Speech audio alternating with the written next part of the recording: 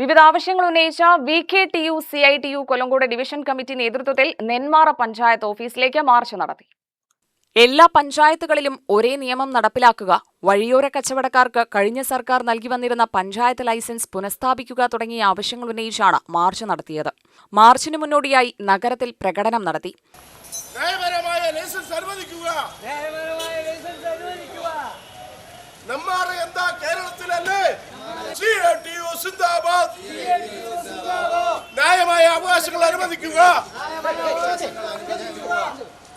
VKTU CITU ജില്ലാ secretary B. Suresh ഉദ്ഘാടനം ചെയ്തു. വഴിയോര കച്ചവടം ചെയ്യുന്ന തൊഴിലാളികളെ സംരക്ഷിക്കുന്ന നിയമം പാസാക്കി ഗ്രാമപഞ്ചായത്തുകളെ കൊണ്ട് സർവേ നടത്തി ലൈസൻസ് അനുവദിക്കണമെന്ന തീരുമാനമെടുത്തിട്ടാണ് ഇടതുപക്ഷ ജനാധിപത്യ മുന്നണി ഗവൺമെന്റ് തെരഞ്ഞെടുപ്പിന് നേരിട്ടത്.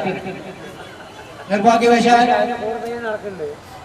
തെരഞ്ഞെടുപ്പിന് ശേഷം കോൺഗ്രസ് അധികാരത്തിലെത്തുകയും കഴിഞ്ഞ ഇടതുപക്ഷ ജനാധിപത്യ മുന്നണി ഗവൺമെന്റ് നടപ്പിലാക്കിയ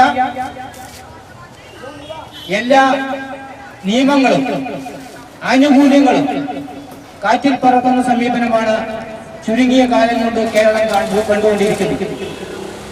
വഴിയോര കച്ചവട തൊഴിലാളികളെ സംരക്ഷിക്കുന്ന നിയമം നിയമസഭയിൽ പാസാക്കി കേരളത്തിലെ ഏതാണ്ട് 100-ലേറെ പഞ്ചായത്തുകൾ ഇപ്പോ സർവേ നടത്തി തൊഴിലാളികൾക്ക് തിരിച്ചറിയൽ കാർഡും ലൈസൻസും അനുവദിച്ചിരിക്കുകയാണ്. നെന്മാറ ഗ്രാമപഞ്ചായത്തിന്റെ തൊട്ട് സ്ഥിതി ചെയ്യുന്ന കൊല്ലങ്കോട് ഗ്രാമപഞ്ചായത്ത് ഉൾപ്പെടെ വഴിയോര തൊഴിലാളികൾക്കുള്ള ലൈസൻസ് അനുവദിക്കുകയുണ്ടായി.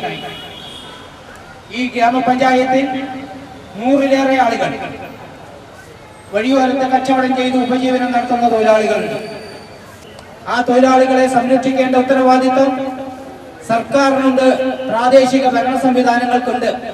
C. പ്രകാശൻ അധ്യക്ഷനായി. CITU division secretary U. Azeez, വഴിയോര കച്ചവട തൊഴിലാളി union area secretary Shruthi Suresh, Sasikumar എന്നിവർ പ്രസംഗിച്ചു.